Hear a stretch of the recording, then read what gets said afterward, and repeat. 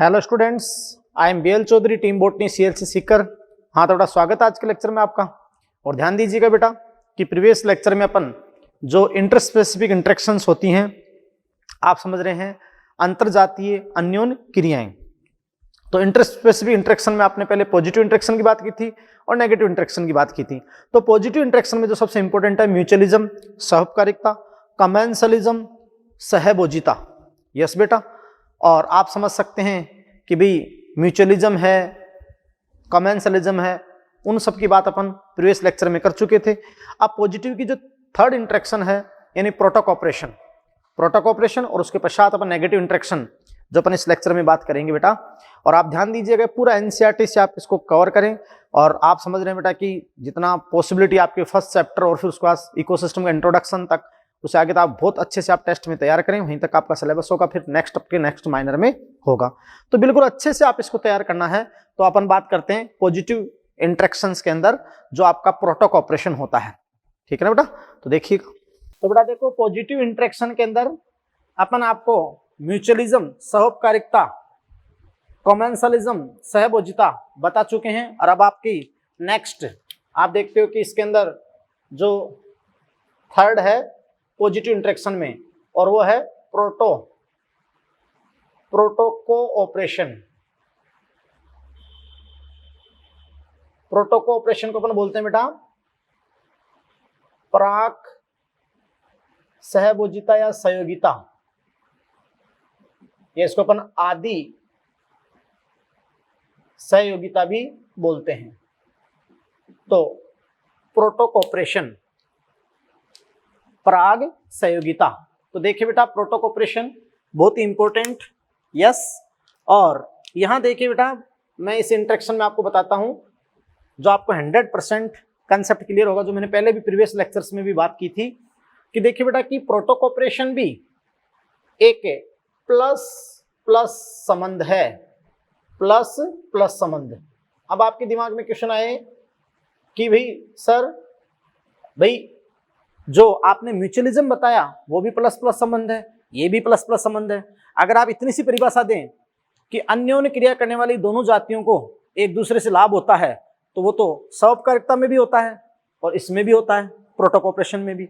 इसलिए वो परिभाषा नहीं होगी सहउपकारिता की बात। इसका मतलब तो फिर इसको भी उसमें इंक्लूड कर लो आप। तो बेटा जी देखिए कि ऐसा नहीं होता है। मैं आपको बताऊं कैसे। वो तो एक विशेषता है कि अन्योन्य क्रिया करने वाली दोनों को एक दूसरे से लाभ होता है, इसमें भी लाभ होता है, प्रोटोकॉपरेशन में भी। लेकिन मैं आपको बताऊं, बहुत ही इंपॉर्टेंट बात यहां पर बताऊं मैं आपको कि ये जो रिलेशन है बेटा, ये प्रोटोकॉपरेशन, ये आपको मैं बताऊं कि नॉन ऑब्लिगेटरी म्यूचुअलिज्म है। ये non obligatory mutualism, non obligatory mutualism. Mutualism में होता है म्यूचुअल बेनिफिट, लेकिन वो ऑब्लिगेटरी थी, ये नॉन ऑब्लिगेटरी म्यूचुअलिज्म है, या फिर अपन यहां कहें फैकल्टेटिव म्यूचुअलिज्म, यानी विकल्पी है बेटा, ऑप्शनल है, विकल्प है, विकल्पी सहउपकारिता यानी फैकल्टेटिव म्यूचुअलिज्म। बेटा देखो आपने कहा था कि वहां कहा था आपने कि प्लस प्लस संबंध तो है लेकिन ऑब्लिगेटरी है।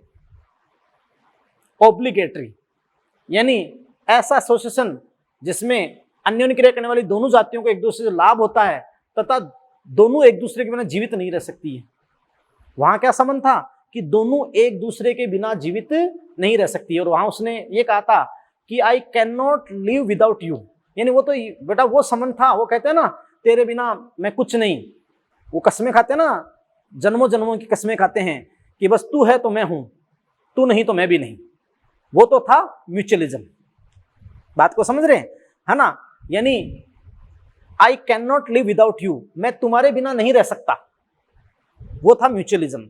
लेकिन ये यहां पर क्या है कि कोई बात नहीं है, साथ साथ हैं तो एक दूसरे को लाभ पहुंचाएंगे, लेकिन अपन पृथक हो गए तो आराम से एक दूसरे के बिना जीवित रह सकते हैं, एक दूसरे के बिना जीवित रह सकते हैं। इसलिए क्या है, नॉन ऑब्लिगेटरी म्यूचुअलिज्म या फैकल्टेटिव म्यूचुअलिज्म, विकल्पी सहकारिता।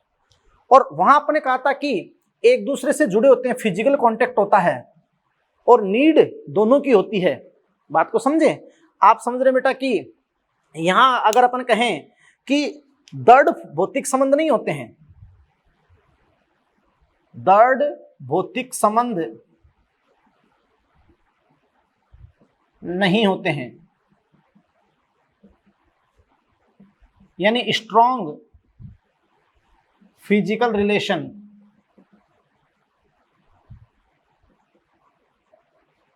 नहीं होते हैं।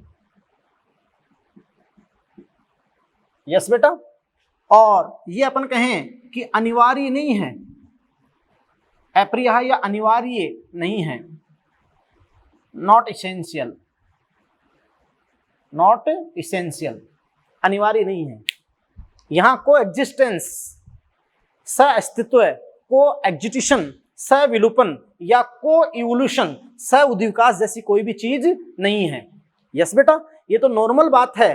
क्या है कि दो जातियों की वेष्टियों के मध्य साहचर्य है, जिसमें एक दूसरे की उपस्थिति से एक दूसरे को लाभ होगा, लेकिन जब वो साहचर्य में नहीं रहेंगे, बिना साहचर्य के वो आराम से फरतक फरतक अकेले अकेले अच्छी तरह से जीवित रह सकते हैं, अकेले अकेले भी जीवित रह सकते हैं, फरतक फरतक भी रह सकते हैं। जबकि वहां ऐसा था कि फरतक फरतक नहीं रह सकते, एक दूसरे के बिना जीवित नहीं रह सकते, अनिवार्य संबंध थे और उद्विकास के दौरान ऐसे परिवर्तन कर रहे थे कि लंबे समय तक संबंध बना रहे।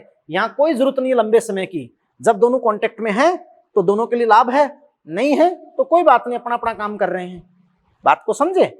वो कहता है कि जब तक अपन साथ साथ हैं, एक दूसरे को लाभ पहुंचाएंगे, साथ नहीं रहेंगे, तू तेरे में खुश मैं मेरे में खुश। बात को समझे? तो ये आपका होता है प्रोटो कोऑपरेशन। क्या होता है बेटा? Proto cooperation, not essential. Yes बेटा जी।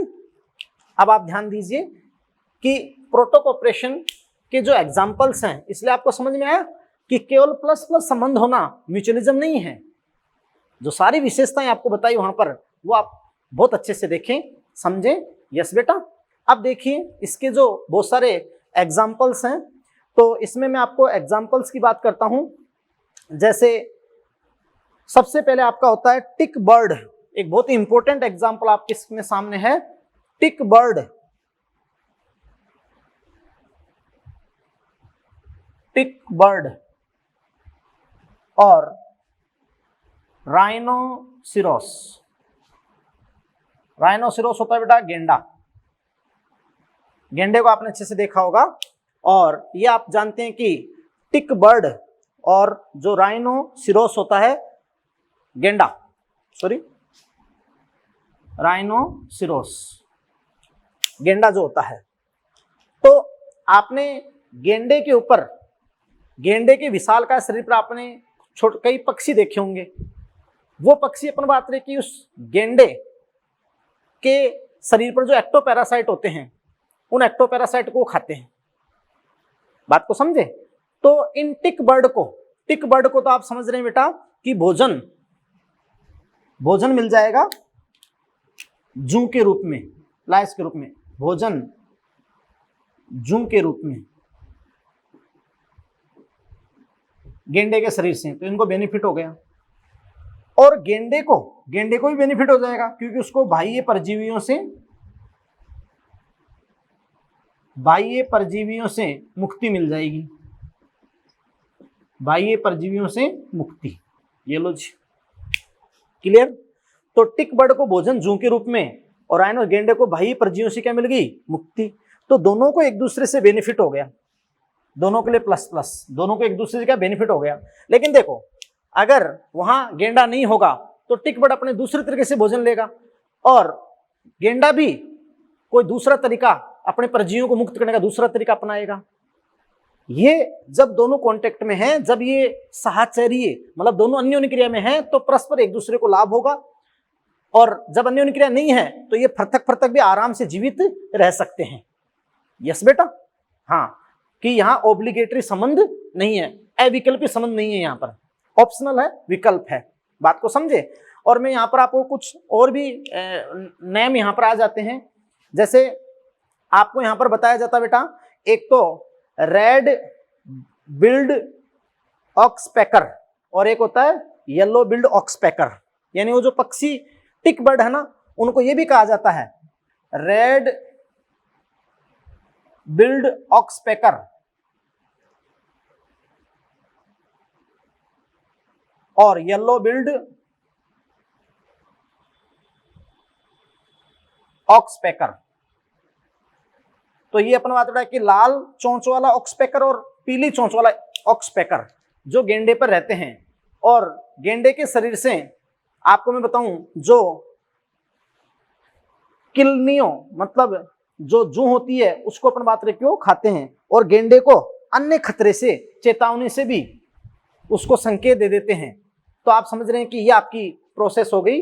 इसमें नेक्स्ट एग्जाम्पल आपका है बेटा, कंसेप्ट ये समझने का था। अब देखिए नेक्स्ट एग्जाम्पल इसमें है जो इंपॉर्टेंट है, आप समझ रहे हैं। ऐसे ही जैसे बेटा मैं आपको और बताऊं कि कई सारे मवेशी होते हैं, तो बर्ड और कैटल है ना, तो कई सारे मवेशी होते हैं, चरने वाले पशु। तो आप समझें कि वहां बर्ड पक्षी और ये आपका हो गया कैटल। तो ये जो पक्षी होते हैं ना, ये इन मवेशियों के शरीर पर जो जू होती है, एक्टोपैरासाइट, बाह्य परजीवी, लाइस, तो ये वहां भोजन प्राप्त करते हैं लाइस के रूप में। मतलब जो जू होती है ना, जू एक्टोपैरासाइट, तो मवेशियों के शरीर से ये एक्टोपैरासाइट जू प्राप्त करती है। कई सारे बर्ड, तो इनको बेनिफिट हो गया, और कैटल मवेशियों को भी बेनिफिट हो गया। इनको एक्टोपैरासाइट यानी अपने बाह्य परजीवियों से, एक्टोपैरासाइट से क्या मिल गई? मुक्ति। एक्टोपैरासाइट से मुक्ति मिल गई भाई। बात को समझ रहे हैं? तो बर्ड और कैटल, तो आप जानते हैं कि बर्ड जू लाइस के रूप में भोजन, और कैटल को एक्टोपैरासाइट से मुक्ति मिल गई। अब नेक्स्ट एक बहुत ही इंपॉर्टेंट एग्जांपल मैं आपके सामने करवाता हूं जो बहुत इंपॉर्टेंट है, और वो एग्जांपल है बेटा बर्ड और क्रोकोडाइल। बर्ड और क्रोकोडाइल जानते हो, पक्षी। फर्स्ट एग्जांपल हो गया, सेकंड हो गया, और ये एग्जांपल थर्ड, बर्ड और क्रोकोडाइल। तो बेटा आप जानते हो कि पक्षी और मगरमच्छ,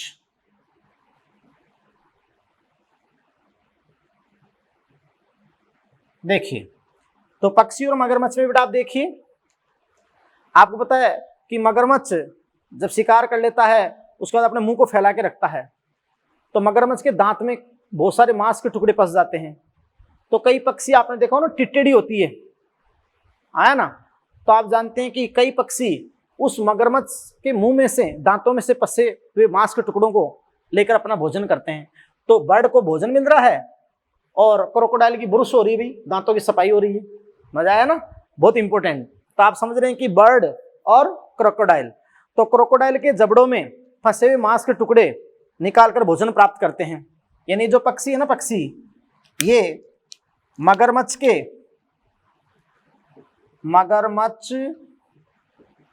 के जबड़ों में फंसे हुए मांस के टुकड़ों को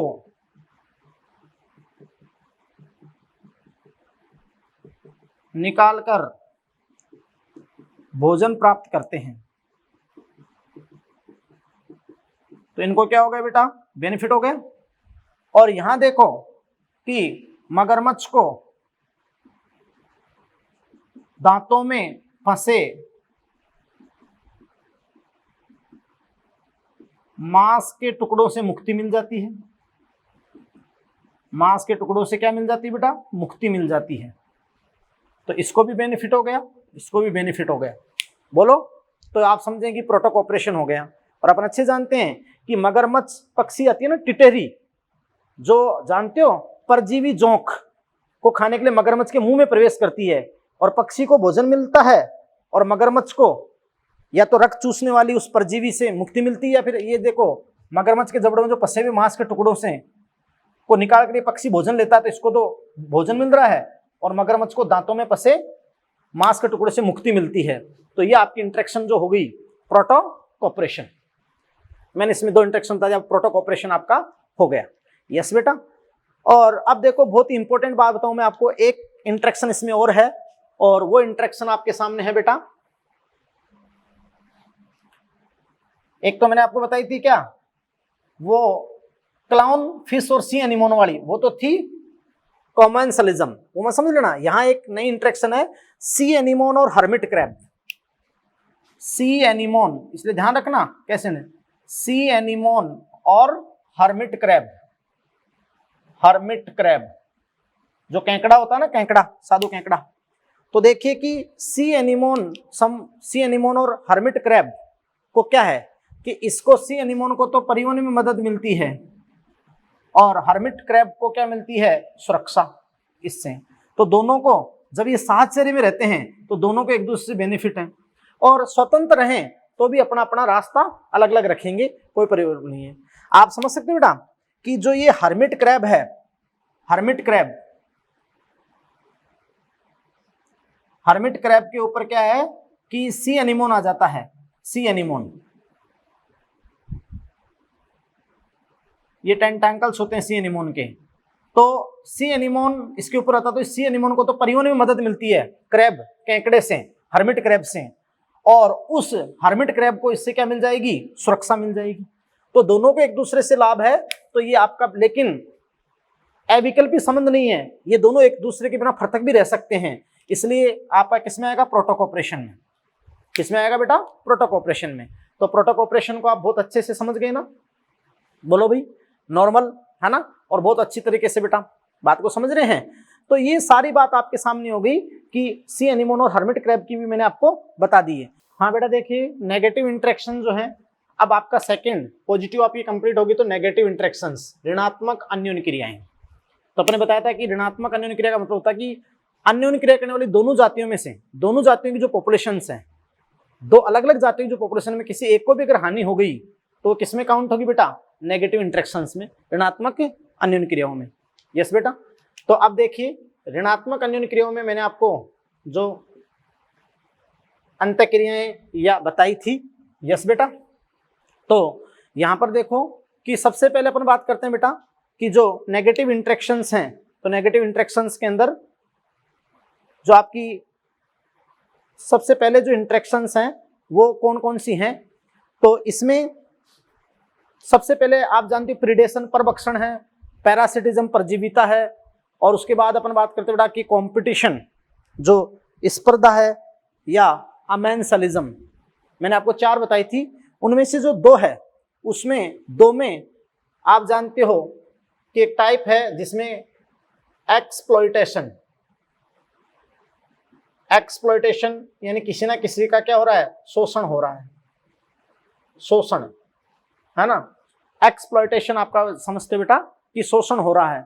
तो ये जो एक्सप्लॉइटेशन है इसमें 2 इंटरेक्शन आपकी आती हैं, एक प्रीडेशन, प्रीडेशन परभक्षण,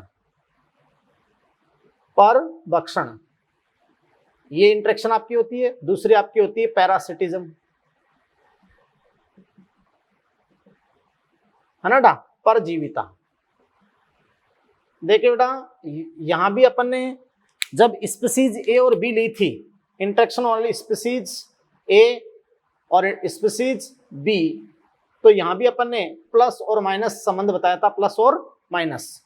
और यहां भी स्पीसीज ए और स्पीसीज बी में प्लस और माइनस संबंध बताया था।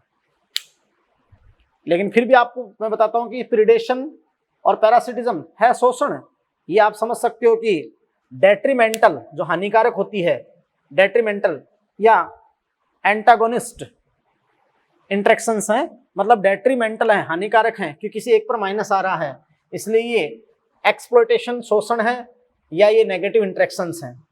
लेकिन आप समझ सकते हैं कि परभक्षण भी प्लस माइनस और पैरासिटिज्म भी प्लस माइनस, लेकिन अंतर आएगा आगे। आप जानते हो कि यहाँ संबंधों में विशिष्टता नहीं होती है, यहाँ संबंधों में विशिष्टता नहीं होती है, और यहाँ संबंधों में विशिष्टता होती है। तो जो को इवोल्यूशन हुआ था, सह उद्विकास, वो पैरासिटिज्म में आएगा, लेकिन प्रीडेशन में नहीं। बात को समझ रहे बेटा? तो ये बात है। और उसके बाद जो अन्य नेगेटिव इंटरेक्शन है, कंपटीशन, स्पर्धा और अमेंसलिज्म जो दे रखी है। तो फर्स्ट ऑफ ऑल अपन यहाँ स्टार्ट करते हैं बेटा प्रीडेशन, है ना, परभक्षण। तो बेटा ध्यान से दीजिएगा कि प्रीडेशन, परभक्षण, प्रीडेशन, परभक्षण।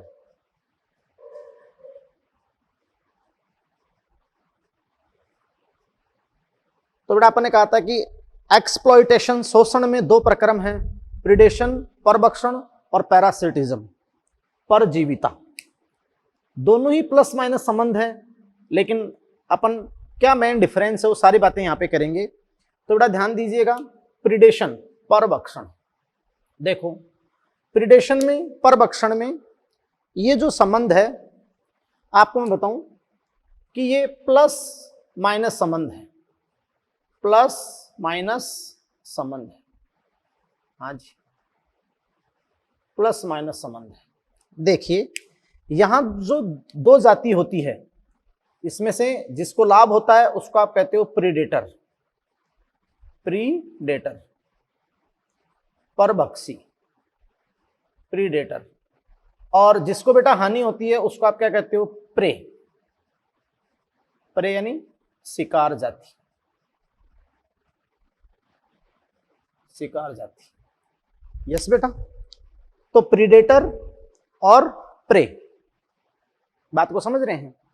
अब बेटा देखो अपन ने सामान्यतः एक बात कही थी कि सामान्यतः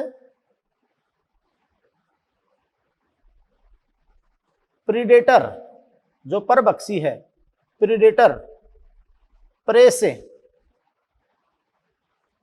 आकार में बड़ा होता है। मैंने ये बात कही थी बीते बेटा आपको कि सामान्यतः, हमेशा नहीं, ये हमेशा सत्य हो ये जरूरी नहीं है, सामान्यतः प्रीडेटर प्रे से यानी जो शिकार जाती है उससे आकार में बड़ा होता है। यस बेटा, और ये आपका जो शिकार है आप जानते हो कि ये आप जानते हो कि प्रीडेटर के द्वारा इसकी तुरंत मृत्यु होती है, इंस्टेंट किलिंग, इंस्टेंट किलिंग, तुरंत मृत्यु, तुरंत मृत्यु। तो बेटा सीधी सी बात कहें यहां पर कि भी इसका मतलब ये हो गया कि प्रीडेटर क्या करता है, सबसे पहले प्रे को कैच, पकड़ता है। सबसे पहले प्रीडेटर बहुत सारे प्रयास करके प्रे को कैच करता है, पकड़ता है। उसके बाद क्या करता है, उसको किल, मार देता है। देन क्या कर लेता है, ईट, उसको खा जाता है। तो कैच, किल और ईट, बात को समझे बेटा? और सीधी सी बात मैं आपको बताऊं कि यहां प्रीडेटर और प्रे में कोई संबंधों में विशिष्टता नहीं होती है। बात को समझ रहे हैं? फिर मैंने आपको बेटा बहुत सारे यहां पर एग्जाम्पल भी दिए थे, जैसे एक बहुत सुंदर एग्जाम्पल मैं आपको देता हूं, जैसे टाइगर, टाइगर बाघ। तो टाइगर बाघ जो है ये प्रीडेटर है, प्रीडेटर। और ये टाइगर शिकार कर लेता है डियर, हिरण का, हिरण का। तो जंगल में आपने देखा होगा किसी टाइगर या लायन के द्वारा हिरण का शिकार करना, तो ये आप समझ रहे हो बेटा क्या है, प्रे है। और नेचर में ये ट्रू प्रीडेशन, सत्य परभक्षण का एग्जाम्पल है बेटा। नेचर में आप जानते हो कि ट्रू प्रीडेशन सत्य परभक्षण का एग्जाम्पल है, टाइगर और डियर। यस, ऐसे अगर अपन बात करें बेटा, जैसे अगर एक चिड़िया बीज खा रही है, स्पैरो, अपन कहेंगे बेटा देखो यहां स्पैरो चिड़िया, और स्पैरो क्या खा रही है, सीड। तो ये भी प्रीडेशन है, ये भी क्या बेटा, प्रीडेशन, आपको बता चुका था मैं। और ऐसे अपन बात करें बेटा यहां पे कि जैसे जो हर्बिवोरस एनिमल होते हैं, शाकाहारी जंतु, हर्बिवोरस एनिमल, शाकाहारी जंतु। तो शाकाहारी जंतु प्लांट को खाते हैं, प्लांट का भक्षण करते हैं। तो जनरली ये भी आप जानते हो बेटा कि प्रीडेशन में ही काउंट होते हैं। ये प्लांट को यानी पादप का भक्षण करते हैं। यस बेटा। तो खैर ये सारे एग्जाम्पल मैं आपको बता चुका था और फिर अपने एक बहुत इंपॉर्टेंट प्रोसेस पे आ चुके थे बेटा।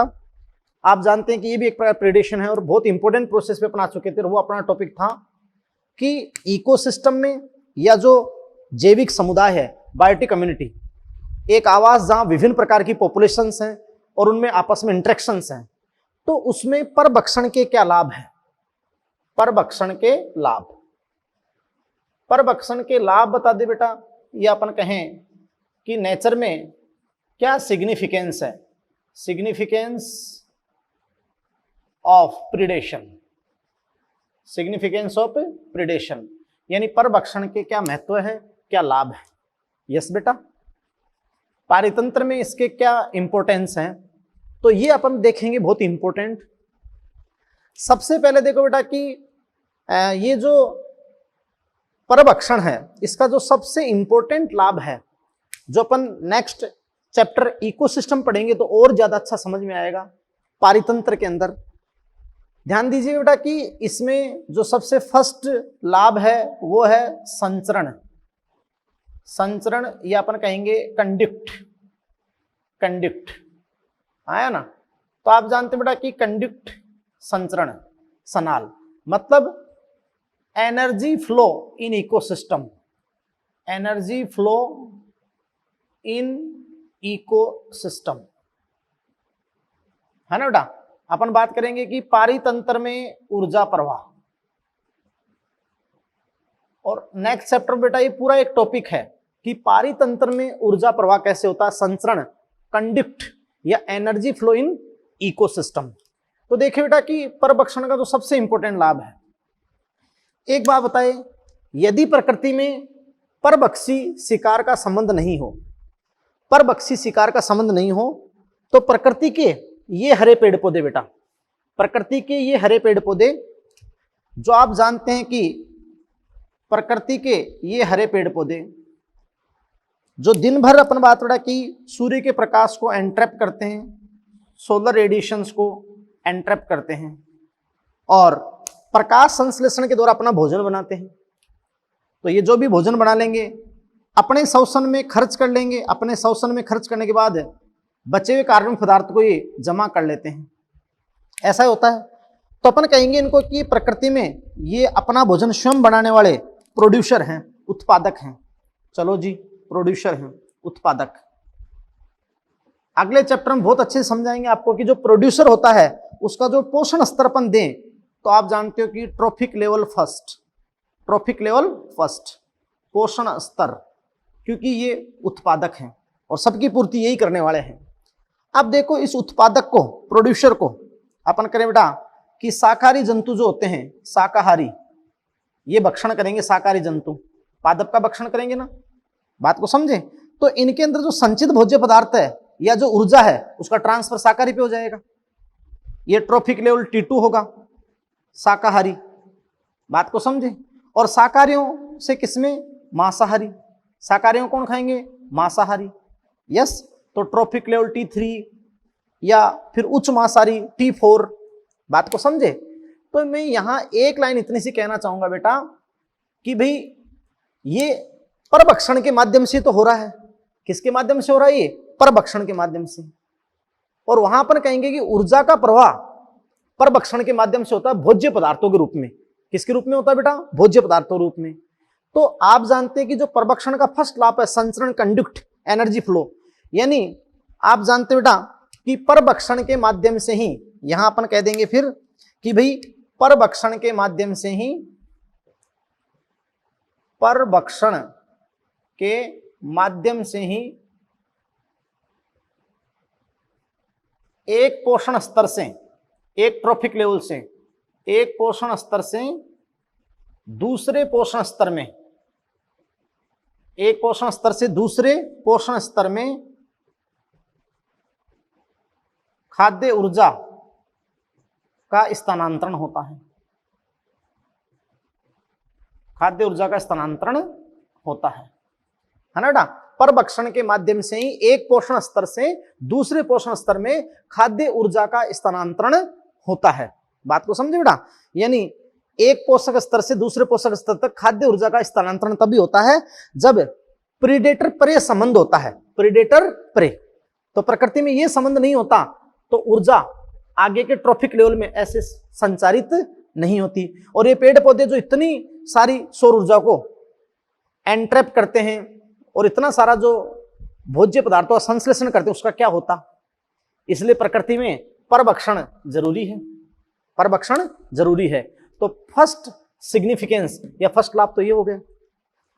और ये बेटा कैसे सौर ऊर्जा को लेते हैं, ये ट्रॉफिक लेवल क्या होते हैं, T2 T1, ये जस्ट अभी नेक्स्ट 1-2 लेक्चर में जब इकोसिस्टम होगा तो आप और परफेक्ट लेवल पे जो खाद्य श्रृंखला जानते हो ना, कि प्रकृति में सभी सजीव आपस में भोज्य संबंध रखते हैं और सजीवों को भोज्य संबंधों के आधार पर अगर अपन व्यवस्थित करेंगे तो फूड चेन, खाद्य श्रृंखला होगी।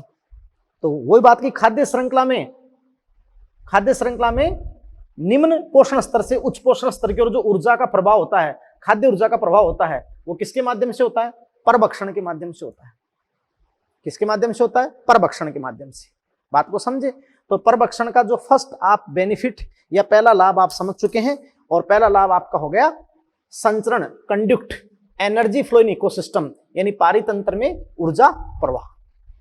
यस, नेक्स्ट देखते हैं बेटा परभक्षण का जो अगला सिग्निफिकेंस है नेचर में।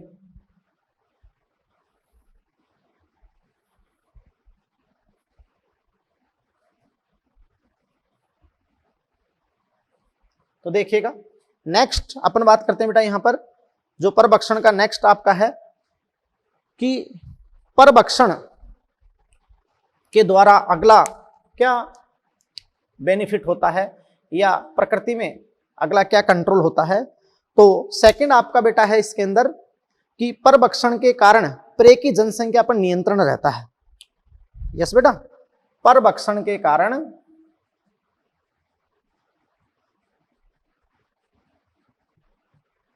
प्रे यानी जो शिकार है ना,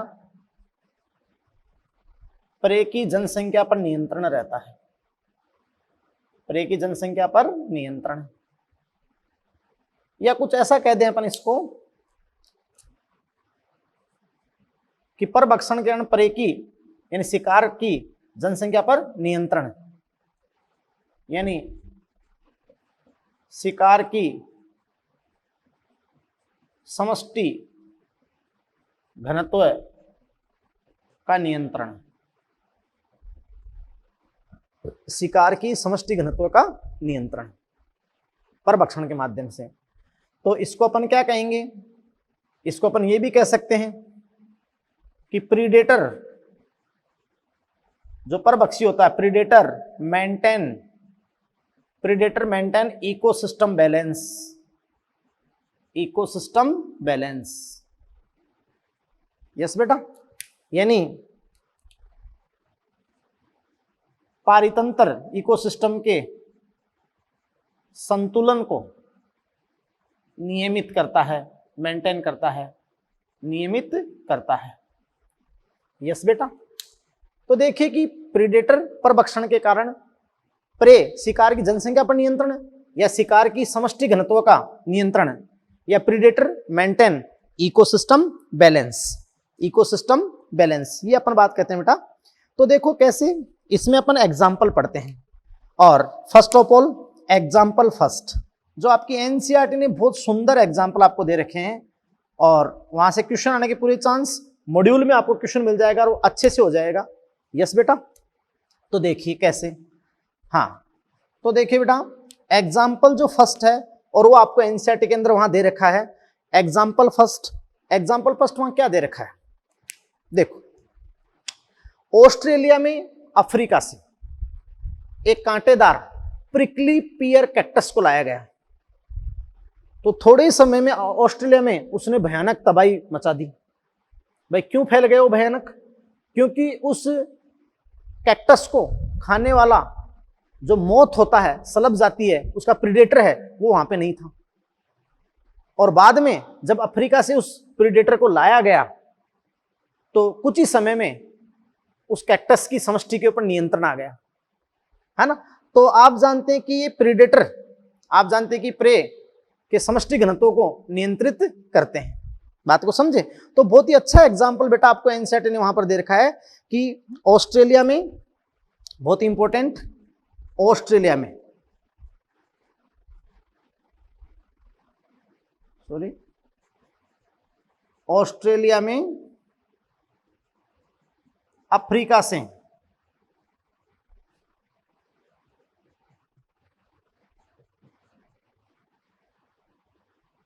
एक प्रिकली पियर कैक्टस, यस बेटा, यानी जो कांटेदार कैक्टस होता है, प्रिकली पियर कैक्टस को लाया गया। कुछ ही समय में यह कैक्टस भयानक रूप से फैल गया, बहुत भयानक रूप से वो फैल गया, है ना, ये कैक्टस, क्योंकि ऑस्ट्रेलिया में इस कैक्टस को खाने वाली मौत सलब अर्थात इसके प्राकृतिक परभक्षी नहीं थी, प्राकृतिक परभक्षी नहीं थे। यस बेटा, समझ गए? उसके बाद जैसे ही अपन कहते हैं कि जैसे ही ऑस्ट्रेलिया में इस मौत को लाया गया तो कुछ ही समय में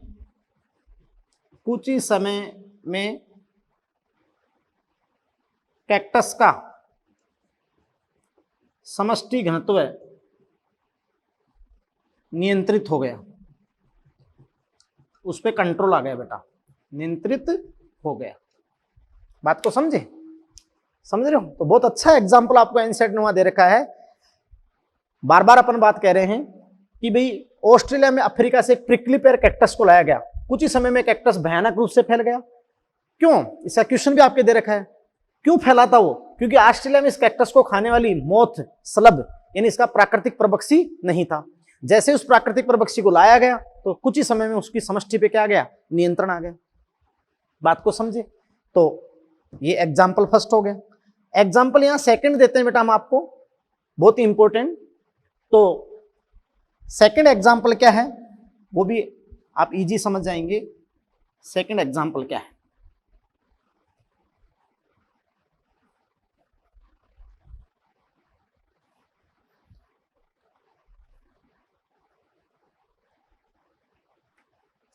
तो देखिए बेटा कि जो सेकंड एग्जाम्पल है पहले लेते हैं, वो क्या है?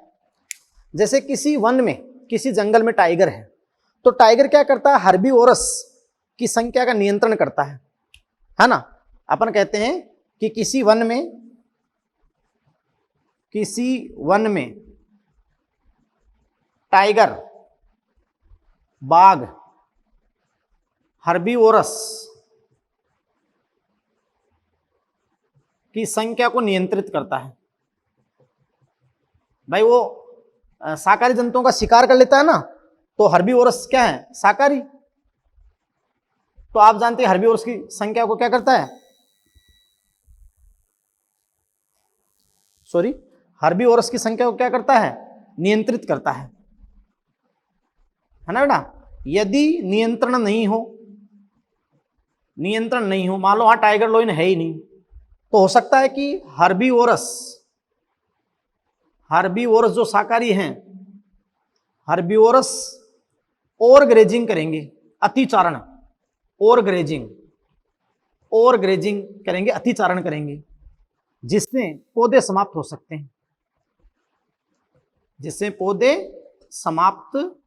सकते हैं, ये लो जी बेटा, जिससे कौन समाप्त हो सकते हैं? पौधे।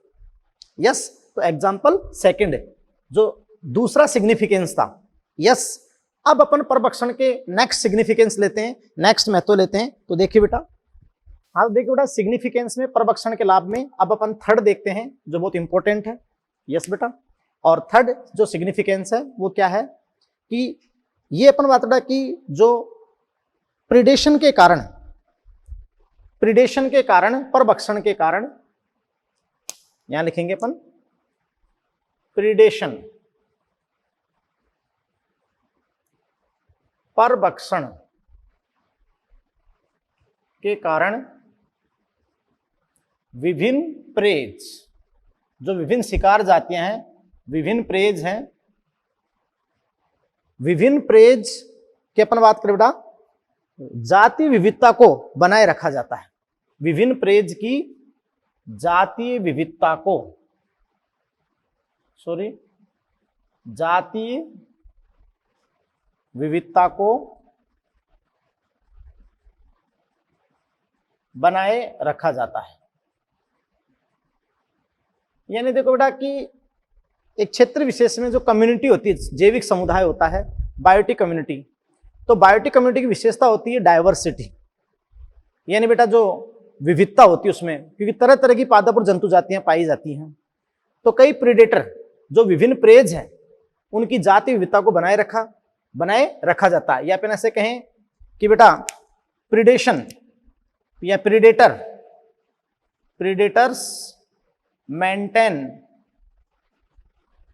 मेंटेन करता है इकोसिस्टम डाइवर्सिटी, यानी जैविक समुदाय या पारितंत्र इकोसिस्टम डाइवर्सिटी, यानी विविधता को बनाए रखने में सहायक है, विविधता को बनाए रखने में सहायक है बेटा। कैसे? देखो, परभक्षक प्रीडेटर की उपस्थिति में, परभक्षक प्रीडेटर की उपस्थिति में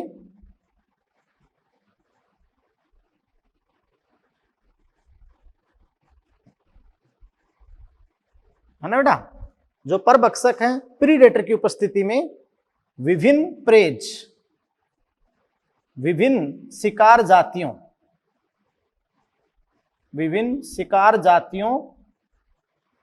के मध्य,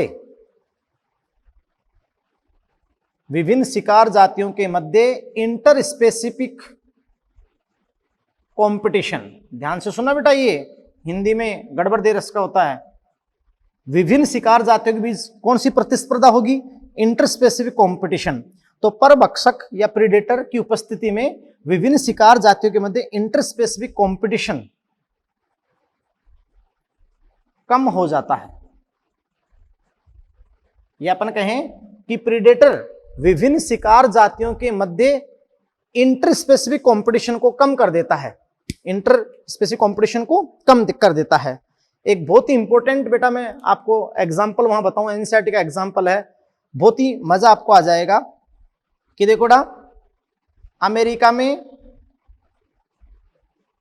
अमेरिका में जो इंटरटाइडल कोस्टल एरिया है, प्रशांत महासागरीय तट पर मिलने वाली स्टारफिश, तारा मछली, है ना बेटा, अमेरिका में जो प्रशांत महासागरीय तट पर मिलने वाली स्टारफिश, तारा मछली, पाइसेस्टर तारामीन है वो, पाइसेस्टर स्टारफिश, वहां जो इनवर्टिब्रेट यानी जो अकशेरुकी जातियां हैं,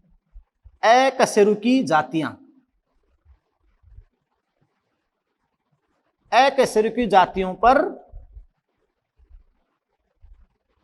एक महत्वपूर्ण परभक्षी है, एक महत्वपूर्ण परभक्षी है, समझ रहे बेटा। तो वहां अमेरिका के अंदर जो प्रशांत महासागरीय तट है, वहां पर एक बहुत महत्वपूर्ण परभक्षी है स्टारफिश, और वह है पाइसेस्टर स्टारफिश, पाइसेस्टर तारामीन। तो वो इनवर्टिब्रेट पे एक महत्वपूर्ण परभक्षी है। ये प्रयोग के तौर पर वहां जो बड़े बड़े जल के कंटेनर कॉलम लिए गए और प्रयोग के तौर पर प्रयोगशाला में वहां से इस पाइसेस्टर तारामीन को हटाकर देखा, बात को समझे। तो जैसे अपन बात हो रहा है कि प्रायोगिक तौर पे पाइसेस्टर तारामीन को कुछ समय के लिए हटाया, तो आप समझ सकते हैं कि प्रयोग के तौर पर जैसे ही इन क्षेत्रों से कुछ समय के लिए पाइसेस्टर तारामीन, पाइसेस्टर स्टारफिश को हटाया गया, वहां से रिमूव किया गया। बात को समझे। तो आप जानते हो दिमाग लगाना, जैसे ही वहां से पाइसेस्टर तारामीन को रिमूव करोगे तो पाइसेस्टर तारामीन किसके ऊपर परबक्सी है? इनवर्टिब्रेट पर। बात को समझे। तो इनवर्टिब्रेट अकशेरुकी के ऊपर, तो इनवर्टिब्रेट की संख्या अत्यधिक बढ़ जाएगी। इनवर्टिब्रेट मतलब अकशेरुकी की संख्या में अत्यधिक वृद्धि बहुत ज्यादा बढ़ जाएगी। अब इनवर्टिब्रेट की संख्या बढ़ जाएगी क्योंकि उनको खाने वाला प्रेडेटर पाइसेस्टर है ही नहीं, तो उनके बीच अत्यधिक स्पर्धा होगी, अत्यधिक स्पर्धा कंपटीशन होगा, जो भी अपन आगे पढ़ेंगे। अत्यधिक स्पर्धा यानी कंपटीशन होगा। अब सुनो, इनवर्टिब्रेट की कई जातियां हैं, तो कौन सा कंपटीशन होगा? ध्यान सुना, inter specific competition. Yes, inter specific competition. अब दिमाग लगाओ, अगर ये होती तो इसको बढ़ने नहीं देती, इसको कम करके रखती इस कंपटीशन को, तो विविधता रहती। अब अगर मान लो कि ये है ही नहीं, तो ये इंटर स्पेसिफिक कंपटीशन बढ़ जाएगी। और अपन आगे स्पर्धा में पढ़ेंगे, तो जो कमजोर इनवर्टिब्रेट हैं, कमजोर इनवर्टिब्रेट स्पीसीज होती हैं, प्रबल और दुर्बल, तो कमजोर इनवर्टिब्रेट अकशेरुकी जातियां, कमजोर इनवर्टिब्रेट स्पीसीज विलुप्त हो जाएगी, है ना बेटा। इसलिए आप जानते हो कि प्रेडेटर विभिन्न प्रेज के मध्य इंटर स्पेसिफिक कंपटीशन को कम करके और उनकी डायवर्सिटी को, उनकी विविधता को मेंटेन करते हैं। कितना गजब। और याद रखना, इंटर स्पेसिफिक अंतरजातीय, वहां अच्छे से इंग्लिश एनसीईआरटी से देख लेना, और एनसीईआरटी मस्त लाइनें आपको दे रखी है। बात को समझ रहे हैं बेटा। ये बात आपके सामने हो गई, बोलो भी, क्लियर है। और फिर अपन देखते हैं, ये आपकी एप्लीकेशन हो गई, यानी इसकी सिग्निफिकेंस हो गया थर्ड। यस, अब आप नेक्स्ट देखिए, यहां अपन जो अगला इसका इंपॉर्टेंस देखते हैं, और वो इंपॉर्टेंस आपके 12th का जो चैप्टर है माइक्रोब इन ह्यूमन वेलफेयर, सूक्ष्म जीवों का मानव कल्याण में जो महत्व है, 10वां चैप्टर एनसीईआरटी 12th का, वहां पर वो अच्छे से आएगा। बायो कंट्रोल एजेंट के रूप में सूक्ष्म जीव, यानी सूक्ष्म जीवों का जैव नियंत्रक के रूप में।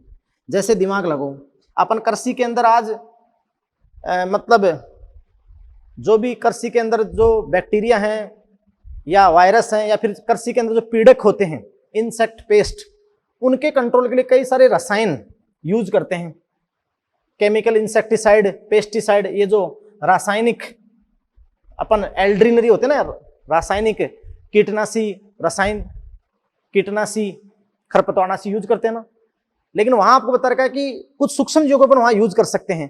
तो जो बायो कंट्रोल में आप बायो कंट्रोल यानी सूक्ष्म जीवों को उन पीड़कनाशियों के रोकथाम के लिए यूज करोगे, तो वो किस पे आधारित है? प्रीडेटर प्रे रिलेशन पे आधारित है ना। तो अपन कहेंगे कि बहुत इंपॉर्टेंट बात यहां पर, चौथी एप्लीकेशन कि पीड़क नियंत्रण, कृषि में पीड़क नियंत्रण, पेस्ट कंट्रोल, कृषि में पीड़क नियंत्रण में प्रयुक्त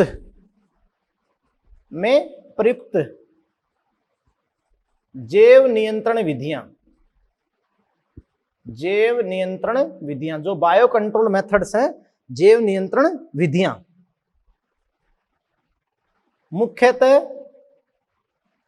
मुख्यतः प्रीडेटर प्रे यानी परभक्षी शिकार संबंधों पर आधारित है, कैसे? देखो बेटा, वहां पर एक लेडी बर्ड एक इंसेक्ट है। तो ये जो लेडी बर्ड इंसेक्ट है ये किसको खाता है, किसका भक्षण करता है? एफिड्स। जो पीड़क होते हैं, खेती को खत्म करने वाले एफिड्स का भक्षण कर जाता है लेडी बर्ड। तो लेडी बर्ड आप समझ रहे हैं कि प्रीडेटर है, ये प्रीडेटर है, और ये किसका भक्षण कर जाता है? ये एफिड्स, ये प्रे है, शिकार है। तो बताओ किस रिलेशन पे आधारित हुआ? Predator pray. ऐसे आपने सुना होगा 11वीं में ट्राइकोडर्मा कवक। तो ट्राइकोडर्मा भी बहुत सारे मतलब जैव नियंत्रण में कई सारे रोगों की रोकथाम करता है, तो वो भी प्रीडेटर प्रे। ट्राइकोडर्मा निमेटोड जो कर्मी होते हैं ना, कर्मी उनको खा जाता है। बात को समझे? तो ये पीड़क नियंत्रण में प्रयुक्त जैव नियंत्रण विधियां, बायो कंट्रोल मेथड्स, मुख्यतः प्रीडेटर प्रे संबंधों पर आधारित होती है। तो ये सारे मैंने आपको बता दिए बेटा परभक्षण के लाभ या परभक्षण की जो एप्लीकेशंस थी, इनको अच्छे लेवल पे आपको एनसीईआरटी के लेवल पे मैंने क्लियर कर दिया। अब बेटा जी देखो नेक्स्ट देखिए, नेक्स्ट अपन पढ़ते हैं कि भाई ऐसा नहीं है, बहुत इंपॉर्टेंट अपन एक स्टेटमेंट पढ़ते हैं कि जो प्रीडेटर है ना, प्रीडेटर, ये प्रीडेटर बिल्कुल विवेकी होते हैं, परभक्षी विवेकी होते हैं। एक एनसीईआरटी में स्टेटमेंट दे रखा है कि भाई जो परभक्षी है ना वो विवेकी होते हैं। मैं आपको बताऊं, है ना, अपन कहते हैं बेटा कि प्रकृति में परभक्षी प्रीडेटर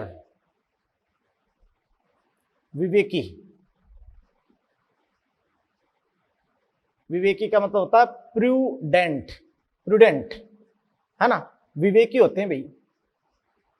समझ रहे हो ना? अपनी तरह नहीं होते हैं, अपने को ताकत दे दी जाए, मान लो कि अपन को शेर जैसी ताकत दे दी जाए और अपन किसी हॉस्टल में रहे तो मैस में जाएंगे, सबको इधर उधर कर देंगे, मार देंगे, मतलब हम प्रबल हैं, हमारे प्रेजेंस में कोई नहीं खाएगा, ये सबको मार देंगे अपन। देखो किसी जंगल में शेर का या बाघ टाइगर का ये लक्ष्य नहीं होता है कि मैं आज, है ना, मैं शक्तिशाली हूं तो मैं आज 10 हिरणों को मार के दिखाऊंगा। नहीं, पूरे दिन भर शेर प्रयास करता है, टाइगर बाघ प्रयास करता है कि कैसे न कैसे उसको शिकार मिल जाए, और हिरण जो शिकार है वो उससे बचने के बहुत सारे उपाय करता है। अगर आप डिस्कवरी पे देखें या किसी एक्टिविटी को देखें तो बहुत मुश्किल से उसको शिकार मिलता है, टाइगर या लायन को, क्योंकि वो उसमें बचने का प्रयास करता है और वो उसको कैच करने का, पकड़ने का प्रयास करता है। और जैसे ही टाइगर या लायन को एक बार अच्छा भोजन मिल जाता है, अच्छा शिकार मिल जाता है, तो एक बार के लिए, कुछ घंटों के लिए, दिन भर के लिए वो शांत हो जाता है। भोजन की आवश्यकता के लिए ही वो प्रे का शिकार करता है, यानी प्रे को खाता है। ऐसे नहीं कि वो बेवजह उसको मार देगा। अगर वो ज्यादा दक्ष हो जाएगा प्रीडेटर, तो जानते हो प्रे खत्म हो जाएंगे, और प्रे के भाव में खुद की भी क्या हो जाएगी, मृत्यु हो जाएगी। तो बहुत अच्छा स्टेटमेंट यहां पर आता है बेटा, प्रकृति में परभक्षी विवेकी होते हैं, अपना स्व विवेक होता है, प्रूडेंट होते हैं। सीधी सी बात है। अर्थात ये अपनी आवश्यकता के अनुसार ही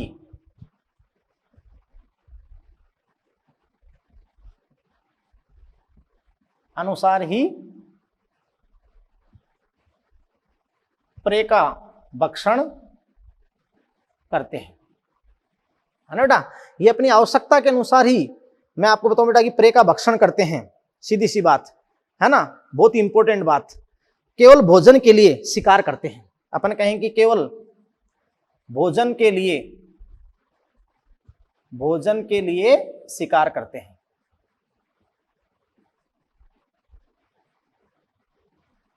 है ना।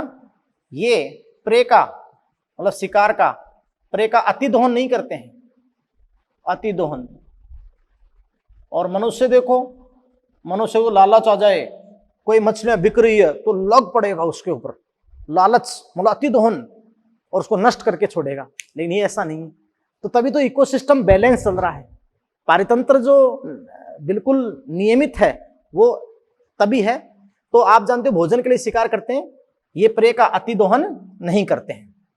यस बेटा, अपन कहेंगे कि यदि प्रीडेटर अत्यंत दक्ष होगा, यदि प्रीडेटर अत्यंत दक्ष होगा, मतलब इफिशिएंट होगा। यस, दक्ष, बात को समझे बेटा। यदि प्रीडेटर अत्यंत दक्ष होगा तो अपन कहेंगे बेटा कि वो सभी, तो वह सभी प्रे को, शिकार को नष्ट कर देगा, नष्ट कर देगा। फिर भोजन के अभाव में, भोजन के अभाव में स्वयं की भी मृत्यु हो जाएगी। भोजन के अभाव में स्वयं की भी क्या हो जाएगी बेटा? मृत्यु हो जाएगी। बात को समझ रहे हैं? क्लियर? बहुत इंपॉर्टेंट। अब बेटा अपन देखो नेक्स्ट जो अपन टॉपिक स्टार्ट करते हैं कि भाई ये जो प्रे है ना, प्रे ऐसे नहीं है कि प्रे चुपचाप आकर शेर के सामने खड़ा हो जाएगा, टाइगर के सामने, कि मुझे तो खा लो। नहीं भैया, नहीं। हाँ है ना, प्रे भी प्रीडेशन से, परभक्षियों से बचने के लिए कई सारे उपाय करते हैं। अपन कहेंगे बेटा कि प्रे भी अपने परभक्षियों से बचने के लिए कई सारे उपाय करते हैं। बात को समझे?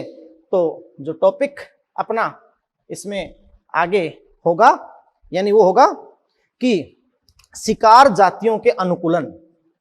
शिकार जातियों के अनुकूलन मतलब शिकार जातियां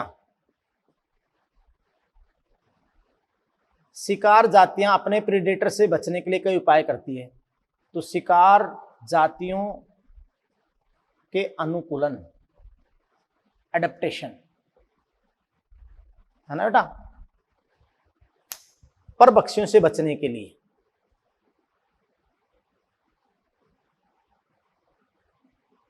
परभक्षियों से बचने के लिए, ये लो जी। तो ध्यान दीजिएगा कि शिकार जातियों के कई सारे अनुकूलन, अपने परभक्षियों से बचने के उपाय। बात को समझे?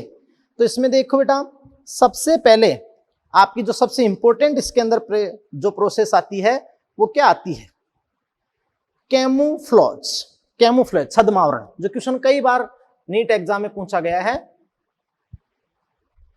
कैमूफ्लेज, छद्मावरण। बेटा देखिएगा कि छद्मावरण क्या होता है। इसको अपन कहते हैं क्रिप्टिक कलरेशन। क्रिप्टिक कलरेशन यानी गुप्त रूप। क्रिप्टिक का मतलब होता है छुपा हुआ, गुप्त रूप। गुप्त रूप से अपनी त्वचा के रंग में परिवर्तन, या अपन बात कहेंगे भी देखना क्रिप्टिक कलरेशन। क्रिप्टिक कलरेशन का मतलब क्या होता है?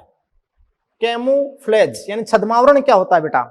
तो देखिए छद्मावरण क्या होता है कि छिपने के लिए पर्यावरण के साथ मिक्स ब्लाइंड। छिपने के लिए, बहुत इंपॉर्टेंट, छिपने के लिए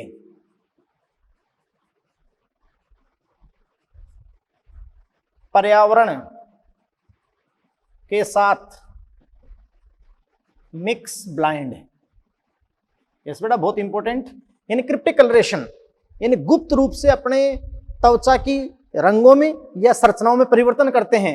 यानी छिपने के लिए पर्यावरण के साथ मिक्स ब्लाइंड करते हैं। यस, मिक्स ब्लाइंड का मतलब क्या होता है कि बेटा जिस आवास में रहते हैं या सराउंडिंग पर्यावरण में रहते हैं वैसी संरचना या वैसा रंग धारण कर लेंगे तो परभक्षी की पहचान में नहीं आएंगे। यस बेटा, तो ये आप जानते हो कि कैमोफ्लोज होता है, जो छद्मावरण होता है। और बहुत इंपॉर्टेंट बात मैं आपको बताऊं कि देखो ये एग्जाम्पल यहां पर दूं मैं, अधिकतर ये किसके लिए दर्शाया जाता है? तो एग्जाम्पल दूं मैं आपको, ये इंसेक्ट और फ्रॉग। इंसेक्ट यानी कीट, बहुत सारे कीट, और फ्रॉग मेंढक के द्वारा ये दर्शाया जाता है कैमोफ्लोज। तो देखिए मैं आपको एक उदाहरण दूं कि जो इंसेक्ट होते हैं ना, ज्यादातर अपन बताएंगे पादभक्षी होते हैं, है ना। तो आप जानते बेटा कि ये जो इंसेक्ट है ना, जो अपन बात बेटा कि पौधों पर रहते हैं, तो पत्तियों पर पाए जाने वाले कीट, पत्तियों पर पाए जाने वाले कीट अधिकतर हरे रंग के होते हैं। अब दिमाग लो, हरे रंग के होंगे ना, अब पत्ती का रंग कैसा होता है? हरा। कीट का रंग कैसा हो गया? हरा। तो हो गया ना मिक्स ब्लाइंड, पर्यावरण के साथ मिक्स ब्लाइंड। अब क्रिप्टिक कलरेशन, पत्ती के जैसा रंग कर लिया कीट ने। पत्तियों पर पाए जाने वाले कीट अधिकतर क्या होते हैं? हरे होते हैं। अब उसके परभक्षी की पहचान में नहीं आएंगे कि हरी पत्ती हरा ही कीट, नहीं पहचान में आएगा ना। ऐसे आप जानते हो जो फ्रॉग होता है, वृक्षवासी मेंढक हाइला है फ्रॉग, तो आप जानते बेटा कि जो वृक्षवासी मेंढक हाइला है, एक मेंढक होता है ना हाइला जो वृक्षों पे रहता है, वो भी लगभग किस कलर का होता है? हरे रंग का।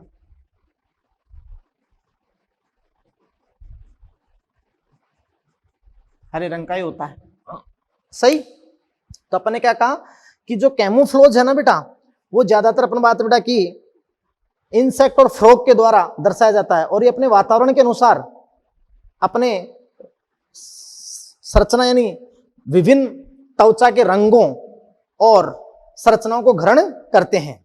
यस, ये जैसे dead leaf butterfly, dead leaf butterfly, बात को समझ रहे हो? तो ये आपकी बात हो गई, कैमोफ्लोज हो गया। क्या हो गया बेटा? कैमोफ्लोज। और जैसे मैं एक और बताऊं आपको, आपने एक जेब्रा देखा होगा, तो जहां अफ्रीका के अंदर जो जेब्रा होता है, तो जेब्रा के ऊपर अनेक सफेद और काली पट्टियां होती हैं, सफेद व काली पट्टियां, जो उसे लंबी घास में छिपने में मदद करती है, छिपने में मदद करती है। ये लो बेटा, बात को समझे? फिर देखिए बेटा नेक्स्ट जो बहुत ही इंपॉर्टेंट आपको मैं बताऊंगा, जैसे एक मिमिक्री होती है, और उसका आपको एग्जांपल बताऊंगा जो बहुत ही इंपॉर्टेंट है। तो बेटा देखिए,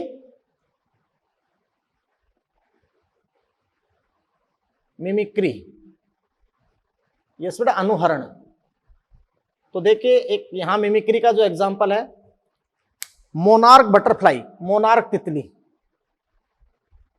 मोनार्क बटरफ्लाई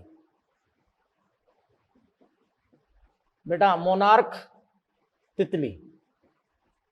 तो ध्यान से देखिएगा, जो मोनार्क बटरफ्लाई होती है ना, मोनार्क तितली, ये क्या करती है बेटा? ये आप जानते बेटा कि मोनार्क बटरफ्लाई तितली, तो तितली क्या है? इंसेक्ट। यस बेटा, ये क्या करती है कि यह अपनी लार्वा अवस्था, कीट की जो लार्वा अवस्था होती है ना, ये अपनी लार्वा अवस्था कैटरपिलर स्टेज, जो कैटरपिलर स्टेज होती है ना बेटा, तो यह अपनी लार्वा अवस्था में विषैली खरपतवार का भक्षण करती है, विषैली खरपतवार, टॉक्सिक विड का भक्षण करती है ना बेटा। और अपने शरीर में विषैले पदार्थों, टॉक्सिक कंपाउंड, विषैले पदार्थों टॉक्सिक कंपाउंड का संचय कर लेती है, संचय कर लेती है। यस बेटा। फिर इस मोनार्क बटरफ्लाई को जो इसके परभक्षी, या ऐसे कह दो कि अपने परभक्षियों, सॉरी बेटा, अपने परभक्षियों, बर्ड्स पक्षी खाते हैं, तो अपने परभक्षियों के लिए यह अरुचिकर हो जाती है, अरुचिकर हो जाती है, बहुत ही ज्यादा अरुचिकर हो जाती है। तो बहुत गजब आपको एग्जांपल दे रखा है एनसीईआरटी मोनार्क बटरफ्लाई का। तो बेटा ये मोनार्क बटरफ्लाई क्या करती है कि अपनी कैटरपिलर स्टेज, अपनी लार्वा अवस्था में एक जहरीली या विषैली खरपतवार भक्षण करती है और अपने बॉडी में विष का संचय कर लेती है, और अपने परभक्षियों यानी पक्षियों के लिए ये अरुचिकर हो जाती है, बेस्वादी हो जाती है। बात को समझे? तो ये अपन बात रही, ये भी एक प्रकार का परभक्षण से बचने का ही क्या है बेटा? उपाय है। बोलो भाई, हाँ है ना, मोनार्क जो बटरफ्लाई है। अब देखिए बेटा नेक्स्ट अपन यहां बात करते हैं कि भाई और भी कई हैं, जैसे दिमाग लगाओ कि जो शाकाहारी जंतु होते हैं वो पादपों को खाते हैं। तो ये पादप हर्बीवोरी से, ये पीछे क्वेश्चन दे रखा सब्जेक्टिव कि भाई पादपों को शाकाहारी जंतु खाते हैं, तो पादप शाकाहारिता से बचने के लिए क्या कोई उपाय करते हैं? क्योंकि पौधे तो न तो छिप सकते हैं, न भाग सकते हैं, न जगह छोड़ सकते हैं, क्योंकि स्थिर हैं। क्या है बेटा? स्थिर। तो बिल्कुल सही है। देखो ये पौधे भी क्या क्या साधन अपनाते हैं, तो चलो मैं बता देता हूं आपको, बात को समझ रहे हैं? तो देखो बेटा कि पादप, यहां पर देखना, पादप प्लांट है ना, पादप शाकाहारिता हर्बीवोरी, पादप शाकाहारिता से बचने के लिए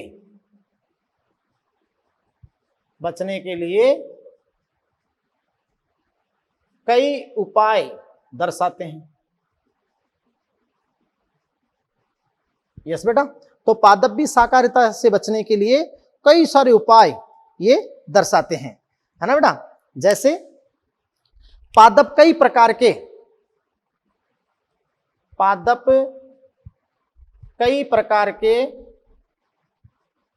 आकार की साधन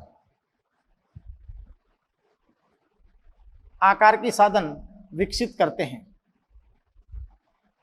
है ना बेटा। कई प्रकार के तो आकार की साधन और जैव रासायनिक विधियां भी, लेकिन पहले अपन लेते हैं आकार की साधन।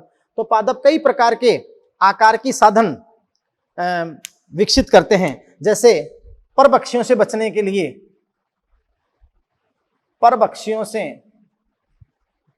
के लिए ग्रेजिंग, चरने वाले जंतुओं से बचने के लिए, ब्राउजिंग से बचने के लिए थ्रॉन्स, कांटे व स्पाइन्स की उपस्थिति। और दिमाग लगाओ, देखो ये पौधा छोटा होता है ना, बबूल छोटा होता है, कांटे ज्यादा होते हैं। या फिर जैसे वो ऊंट भाकड़ी खाता है, कांटेदार वाली चीज को खाता है, तो उसमें कांटे ज्यादा होते हैं। तो थ्रॉन या स्पाइन्स की उपस्थिति। और तुम जानते हो कि कई पादप कई सारी जैव रासायनिक विधियां भी या जैव रासायनिक रक्षा विधियां भी अपनाते हैं। जैव रासायनिक विधियां भी, जैसे मैं आपको बता दूं बेटा कि विभिन्न प्रकार के रसायनों या एल्केलॉइड्स की उपस्थिति, विभिन्न प्रकार के रसायनों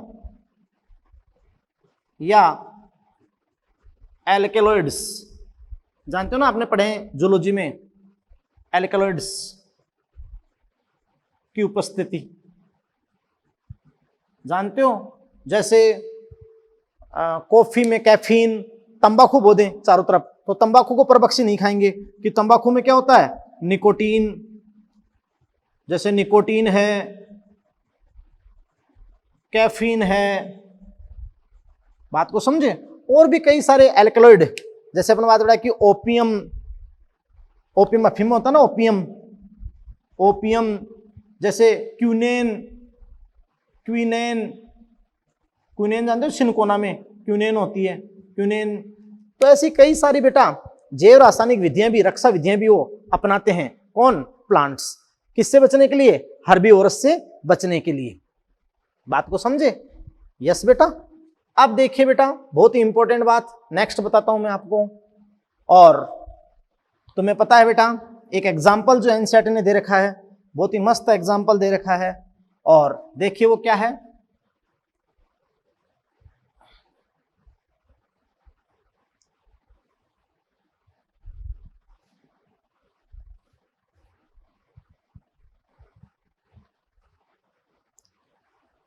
एग्जाम्पल बेटा जो नेक्स्ट आपको दे रखा है एनसीईआरटी ने, वो आपको दे रखा बेटा कैलोट्रोपिस का। किसका दे रखा बताओ? कैलोट्रोपिस का। तो जो आंख होता ना, आंख, कैलोट्रोपिस, आंख। तो देखो बेटा कि कैलोट्रोपिस क्या करता है। कैलोट्रोपिस आप जानते हैं कि कैलोट्रोपिस में एक अत्यधिक विषैले टॉक्सिक, अत्यधिक विषैले कार्डियक ग्लाइकोसिडेक, है ना बेटा, हृदय ग्लाइकोसिडेज, है ना बेटा। तो कैलोट्रोपिस में एक अत्यधिक विषैले कार्डियक ग्लाइकोसिडेक की उपस्थिति के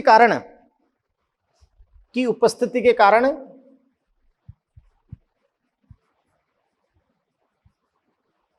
एनिमल जो कैटल्स होते हैं, मवेशी होते हैं, कारण यह है ग्रेजिंग चरने से, या जैसे ब्राउजिंग, जो मतलब कैटल्स मवेशी नष्ट कर देते हैं ना, तो ग्रेजिंग ब्राउजिंग से बचता है। बात को समझे बेटा। एक बहुत इंपॉर्टेंट नोट भी बताता हूं मैं आपको यहां पर। बेटा आपको पता है कि जितने भी इंसेक्ट हैं, कीट, पृथ्वी पे बहुत सारे कीट हैं। कुल जंतुओं के 70% कीट हैं। कुल जंतुओं के 70% कीट हैं। बेटा अब आपको मैं बताऊं कि इनमें से कुल कीटों का 25%, जैसे टिड्डी दल होता है ना, ऐसे, तो कुल कीटों का 25% पादपभक्षी होते हैं। पादपभक्षी, फाइटोफैगस होते हैं, पादपभक्षी होते हैं। यानी बेटा अपने भोजन में पादप रस को चूसते हैं, है ना। तो कुल कीटों का 25% इंसेक्ट क्या होते हैं? फाइटोफैगस, यानी पादपभक्षी कीट होते हैं। बात को समझ रहे हैं बेटा आप? यानी पादप रस या अन्य भाग को खाते हैं। बात को समझ रहे हैं आप? तो ये सारी बातें मैंने आपको क्लियर कर दिया, एनसीईआरटी की सारी बात की, है ना बेटा। और आप जानते हैं कि जो ये ऊपर वाला मैंने कराया कि जो कैलोट्रोपिस है ना, वो एक अत्यधिक विषैले कार्डियक ग्लाइकोसिडेक, हृदय ग्लाइकोसिडेक का संश्लेषण करता है, जिससे जानवर अगर इसको खाएंगे, कैटल्स, तो उनकी जनन क्षमता कम हो जाती है और हो सकता मृत्यु भी हो सके। तो ये ग्रेजिंग से, ब्राउजिंग से बचता है। तो ये आपका कंप्लीट हो गया प्रीडेशन, और फुल एनसीईआरटी के अकॉर्डिंग प्रीडेशन आपका पूरा हो गया। नेगेटिव इंटरेक्शन में एक्सप्लॉइटेशन, शोषण का पहला प्रारूप प्रीडेशन। और नेक्स्ट अपन स्टार्ट करते हैं बेटा, आप क्या? पैरासिटिज्म, परजीविता। क्या स्टार्ट करते हैं बेटा? पैरासिटिज्म, परजीविता। तो नेक्स्ट देखिए, आप देखिए बेटा कि अब जो ऋणात्मक अन्योन्य क्रिया थी, नेगेटिव इंटरेक्शन थी, उसमें आपकी जो सेकंड है और बहुत इंपॉर्टेंट है, पैरासिटिज्म, परजीविता। पैरासिटिज्म, परजीविता, बहुत इंपॉर्टेंट। यस, देखिए बेटा, परभक्षण भी प्लस माइनस संबंध था, संबंध तो ये भी प्लस माइनस संबंध है। शोषण है, यस बेटा,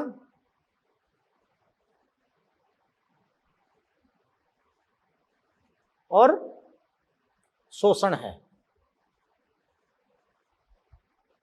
पैरासिटिज्म, परजीविता। लेकिन बेटा क्या डिफरेंस है उसमें और इसमें? बहुत इंपॉर्टेंट बात मैं आपको बताता हूं बेटा। देखो इसमें, देखो बेटा कि मैं अगर प्लस की बात करूं, प्लस से यहां पे लूं, तो पैरासाइट, परजीवी, पैरासाइट। और यहां माइनस की बात करूं मैं, तो माइनस पे अगर मैं लूं, तो ये आपका हो जाएगा होस्ट, है ना, पोषक, सॉरी। तो आप समझे बेटा, पैरासाइट, परजीवी, और होस्ट, पोषक। बात को समझ रहे हैं? तो बेटा ध्यान से देखिएगा कि ये पैरासाइट है, परजीवी, ये होस्ट है, पोषक। यस। अब सीधी सी बात अपन कहते हैं कि इसमें परजीवी को लाभ होता है, लेकिन पोषक को हानि होती है। तो प्लस माइनस संबंध है, और ये परजीवी पोषक का शोषण करता है। बात को समझ रहे हैं? अब देखिए बेटा, लेकिन क्या डिफरेंस है वहां पर और यहां पर? अपन करते हैं बात कि देखो, परजीवी आकार में परजीवी आकार में हमेशा ही अपने पोषक से छोटा होता है। यस बेटा, तो देखिए बेटा कि परजीवी हमेशा ही ऑलवेज आकार में अपने पोषक से छोटा होता है। अपने वहां क्या कहा था कि प्रीडेटर सामान्यतः बड़ा होता है प्रे से। यहां क्या है, पैरासाइट जो परजीवी है आकार में हमेशा ही अपने पोषक से छोटा होता है। इसलिए बेटा लिंक करके एनसीईआरटी सीखना पड़ता है। और ये आपका क्या है, होस्ट। होस्ट की बात अपन करते हैं, परपोसी पोषक, परपोसी जिस पर वो डिपेंड होता है, परपोसी पोषक। अब सुनो, बहुत इंपॉर्टेंट, आपने प्रीडेशन में क्या कहा था बेटा, प्रभक्षण में क्या कहा था, साइड में मैं लिखता हूं, कैच पकड़ा, तुरंत किल मार दिया, और ईट खा गया। ऐसा यहां नहीं होता है, ऐसा यहां नहीं होता है। और वहां संबंधों में विशिष्टता नहीं थी, यहां संबंधों में विशिष्टता आएगी। देखो तो देखो बेटा, आप जानते हैं कि बहुत ही इंपॉर्टेंट बात आपको मैं बताऊं यहां पर, जो सबसे इंपॉर्टेंट है कि भी परपोषी जो ये पोषक है, परपोषी की तुरंत मृत्यु नहीं होती है, तुरंत मृत्यु नहीं होती है, यानी इंस्टेंट किलिंग नहीं होती बेटा। परपोषी की तुरंत मृत्यु नहीं होती है, उसको तुरंत नहीं मारा जाता है। बात को समझे, परपोषी की तुरंत मृत्यु नहीं होती है। जबकि एक बहुत इंपॉर्टेंट लाइन आपको मैं बताऊं, वहां तो देखो प्रीडेटर डायरेक्ट किल करता है, पकड़ता है, किल करता है, खा लेता है। यहां परपोषी की तुरंत मृत्यु नहीं होती है, परजीवी परपोषी को तुरंत नहीं मारता है। जबकि बेटा एक बहुत इंपॉर्टेंट बात बताऊं, जो बहुत अच्छी लाइन है एनसीईआरटी की, कि आइडियल आदर्श परजीवी या मतलब आदर्श परजीवी या बेहतर परजीवी, अच्छे परजीवी किनको माना जाता है ना बेटा। तो अपन कहते हैं कि वे परजीवी बेहतर माने जाते हैं, बेहतर माने जाते हैं, अच्छे माने जाते हैं, आइडियल माने जाते हैं, आदर्श माने जाते हैं। वे परजीवी बेहतर माने जाते हैं जो अपने परपोषी को कम से कम हानि पहुंचाए, कम से कम हानि पहुंचाए। बेटा समझे, यानी वे परजीवी बेहतर या आइडियल आदर्श माने जाते हैं जो अपने परपोषी को कम से कम हानि पहुंचाए और लंबे समय तक उसका शोषण करें। लंबे समय तक उसका क्या करें बेटा, शोषण। बात को समझे, यानी अपन कहेंगे कि लंबे समय तक शोषण करें, लंबे समय तक क्या करें बेटा, उसका शोषण करें। वो परजीवी आइडियल अच्छे माने जाते हैं। यस बेटा, अब ध्यान से ध्यान दो, देखो वहां एनसीईआरटी ने एक लाइन दे रखी है और क्वेश्चन मार्क लगा रखा है एनसीईआरटी ने। अगर आपको ध्यान दें कि उद्विकास के दौरान, इवोल्यूशन के दौरान, उद्विकास इवोल्यूशन, उद्विकास के दौरान क्या कोई परजीवी ऐसा विकास भी कर सकता है कि वह अपने परपोषी को बिल्कुल भी हानि नहीं पहुंचाए। भाई बेटा आप ऐसे कहते हो कि जो परपोषी की तुरंत मृत्यु नहीं होती है, परजीवी उसका लंबे समय तक शोषण करता है, और वे परजीवी बेहतर या आदर्श माने जाते हैं जो अपने परपोषी को कम से कम हानि पहुंचाए, यानी लंबे समय तक शोषण करें। तो क्या अकॉर्डिंग इवोल्यूशन उद्विकास के दौरान क्या कोई परजीवी ऐसा विकास भी कर सकता है कि वो अपने परपोषी को बिल्कुल भी हानि नहीं पहुंचाए?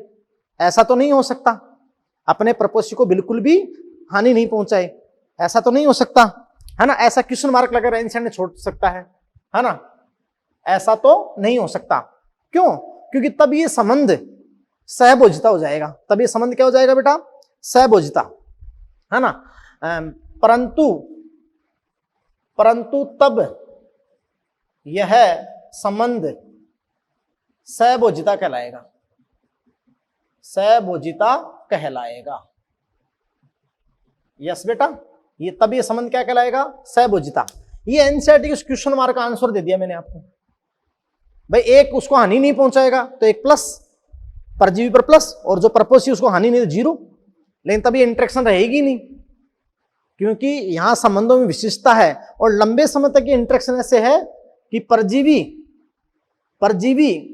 परपोषी के शरीर में देखो कैसे सह उद्विकास दर्शाता है। तो उसका बहुत इंपॉर्टेंट आपको एग्जांपल दूंगा मैं। तो आप जानते हैं कि थोड़ी ना थोड़ी तो उसको हानि पहुंचानी होगी ताकि संबंध बना रहे, ताकि संबंध बना रहे। अभी देखना उसको मैं सिद्ध करूंगा आपके सामने। यस बेटा, तो तब ये संबंध क्या हो जाएगा? सहभोजिता हो जाएगा, कॉमेंसलिज्म। ये उस एनसीईआरटी के क्वेश्चन मार्क का मैंने आपको आंसर दे दिया। यस बेटा, तो बहुत इंपॉर्टेंट बात आपकी हो गई। कैसे?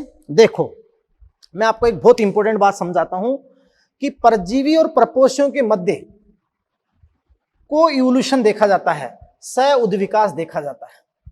मैं आपको समझा दूं बेटा, बहुत इंपॉर्टेंट लाइन आपको मैं समझा दूं कि देखो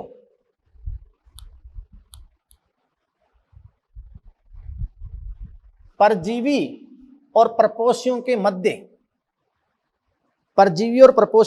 क्या देखा जाता है बेटा? सह उद्विकास, को इवोल्यूशन। कैसे?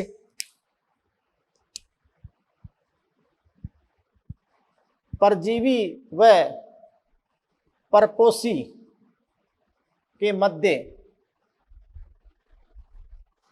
को इवोल्यूशन, सह उद्विकास देखा जाता है।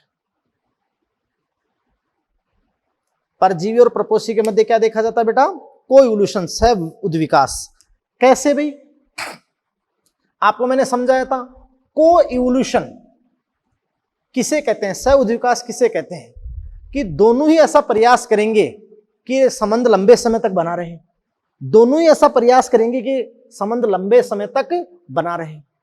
इसलिए कहते हैं ना कि वो बिल्कुल ही हानि नहीं पहुंचाएगा, तब दोनों क्यों प्रयास करेंगे? भाई वो कुछ ना कुछ हानि पहुंचाएगा।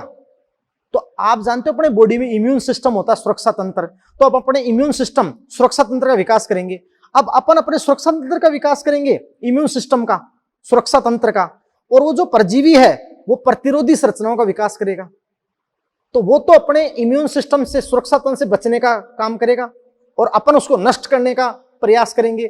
तो ये इंटरेक्शन, ये संबंध लंबे समय तक चलता रहेगा। गारंटीड है। अगर इस क्वेश्चन का आंसर आज ऑनलाइन है, कभी ऑफलाइन भी हो जाए, या अपने अच्छे मित्रों से पूछ के देखना कि भाई कैसे परजीवी व प्रपोषी के मध्य को इवोल्यूशन, सह उद्विकास देखा जाता है। ये देसी घी है। यहां ये मजे की बात है, यहां समझना पड़ता है और मजा भी आएगा समझने में। कैसे भाई? देखो एग्जाम्पल, क्लियर? एग्जाम्पल क्या है मेरे बेटा कि जैसे आप जानते हो बेटा, पोषक में सुरक्षा तंत्र का विकास, पोषक में सुरक्षा तंत्र का विकास। भाई आपने जूलॉजी में पढ़ा है, जैसे अपना बॉडी है, मान लो अपन पोषक हैं, कोई भी जीवाणु या वायरस अपने बॉडी में अटैक करता है तो अपन होस्ट हो गए ना, और वो पैरासाइट हो गए। तो अपने बॉडी में इम्यून सिस्टम होता है जो उसका भक्षण कर सकता है, उसको खत्म कर सकता है। तो पोषक में सुरक्षा तंत्र का विकास यानी इम्यून सिस्टम। अब तुम्हें पता है कि वो परजीवी भी आराम से खत्म नहीं हो जाएगा, है ना। वो परजीवी भी क्या विकसित करेगा? परजीवी भी क्या विकसित करेगा? वो प्रतिरोधक क्षमता का विकास करेगा। तो परजीवी में प्रतिरोधक क्षमता का विकास, परजीवी में प्रतिरोधक क्षमता का विकास। और फिर बेटा आप जानते हो तो ये संबंध क्या रहता है? लंबे समय तक चलता रहेगा। फिर धीरे धीरे क्या करता है? पैरासाइट परपोषी को वीक कर देता है, अपने बॉडी को वीक कर देता है, और अन्य जानवरों के शरीर को वीक कर देता है, तो फिर प्रीडेटर के लिए वो उसका शिकार करना आराम हो जाता है। बात को समझो, बताएंगे सारी बात आपको। तो पोषक में सुरक्षा तंत्र का विकास, इम्यून सिस्टम, और परजीवी में प्रतिरोधक क्षमता का विकास, ये चीजें हो जाएगी तो आप जानते हैं कि संबंध लंबे समय तक चलता रहेगा। इसलिए अपन कहते हैं कि परजीवी कम से कम हानि पहुंचाए, लेकिन हानि तो पहुंचाए, वरना कुछ भाई वो काउंटरैक्ट क्यों होगा। जैसे आप जानते हो कि अपने अंदर इम्यून सिस्टम विकसित होता है, तो वो बैक्टीरिया या फिर जो भी परजीवी है वो काउंटरैक्ट करता है, उसका न्यूट्रलाइज करता है अपने इम्यून को, ताकि वो बॉडी में रहे और अपनी संख्या बढ़ा सके, और फिर ये संबंध लंबे समय तक चलता रहे। जैसे ध्यान दो, ऐसा नहीं हुआ कि एंटीबायोटिक जीवाणु नष्ट कर देती थी, लेकिन एग्जाम्पल मैं आपको बताऊं कि कई सारे बैक्टीरिया ने एंटीबायोटिक के प्रति क्या ले लिया, प्रतिरोधक ले लिया। जैसे antibiotic resistance bacteria, antibiotic resistance bacteria. बात को समझे बेटा? यस, इसलिए अपन कहते हैं कि परजीवी और प्रपोषी में सह उद्विकास देखा जाता है। और अपन कहें बेटा कि देखो परजीवी व परपोषी के संबंधों में विशिष्टता होती है। संबंधों में क्या होती है बेटा? विशिष्टता, विशिष्टता होती है। बात को समझ रहे हो? परजीवी और परपोषी के संबंधों में क्या होती है? विशिष्टता होती है।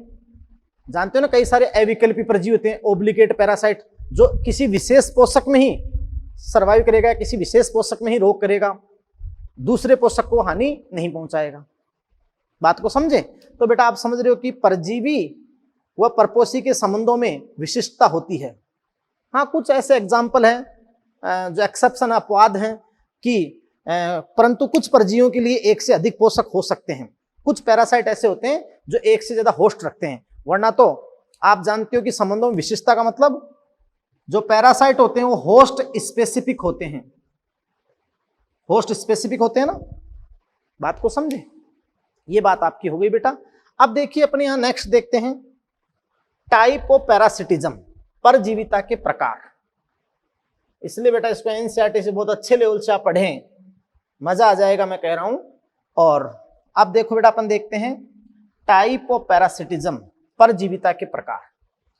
तो कुछ तो बॉडी के ऊपर रहते हैं, कुछ बॉडी के इनसाइड रहते हैं। तो उसी के अकॉर्डिंग मैं आपको बताऊं बेटा टाइप ऑफ पैरासिटिज्म।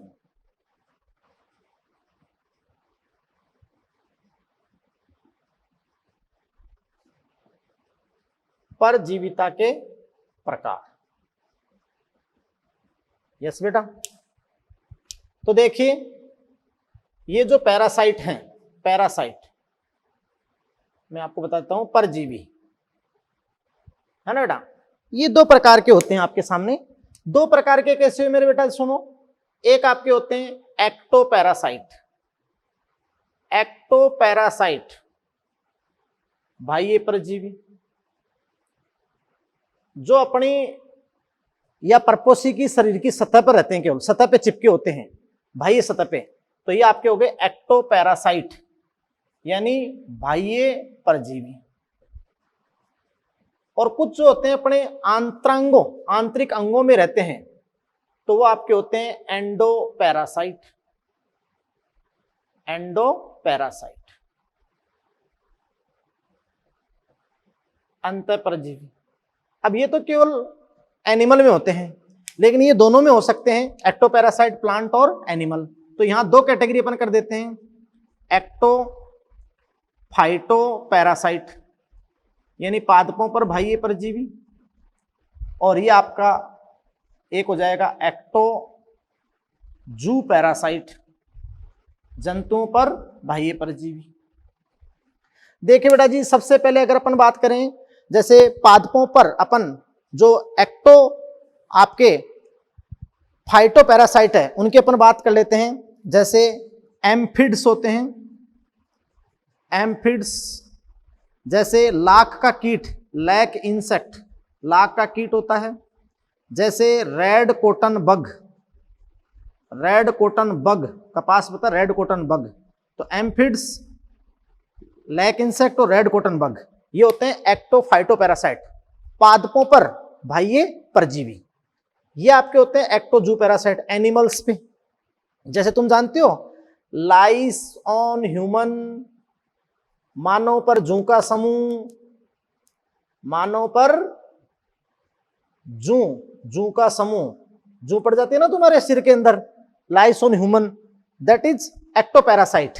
मानव पर जू का समूह, लीच चींचड़ी पड़ जाती है ना, चींचड़ी, लीच ऑन कैटल, जो मवेशी पशु होते हैं, मवेशी पशुओं पर, मवेशी पर चींचड़ी, बात को समझ रहे हो।